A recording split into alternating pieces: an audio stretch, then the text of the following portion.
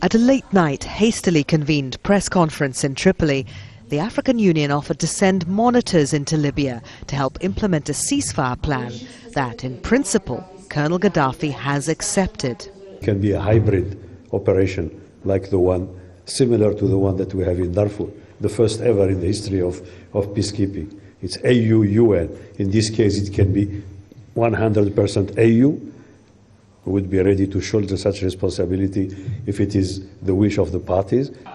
Earlier in the day, the delegation of African leaders, presidents of South Africa, Congo, Mali and Mauritania, Uganda's foreign minister and their advisors, were received by Colonel Gaddafi in his familiar style. They'd come to present the roadmap, first revealed on March the 25th in Ethiopia. It calls for an immediate ceasefire to protect civilians, humanitarian aid to reach both Libyans and foreign migrants, especially Africans, dialogue between the two warring sides, a transitional period of government where all parties work on forming democratic institutions, and political reforms which all Libyans want. What it does not call for is Colonel Gaddafi to step down. That's one of the reasons this delegation was welcome here.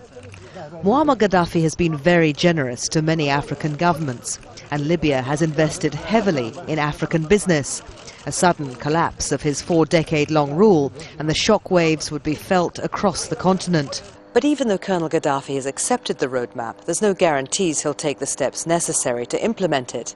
He's declared ceasefires at least twice before that have not restrained his forces on their assaults on Libyan cities and towns. The opposition council in Benghazi has already stated its position.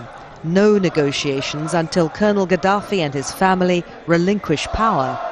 With such a gap between the two sides, and no way to coerce either side to take the first step, the African roadmap may remain what all the other peace proposals have been so far: wishful thinking.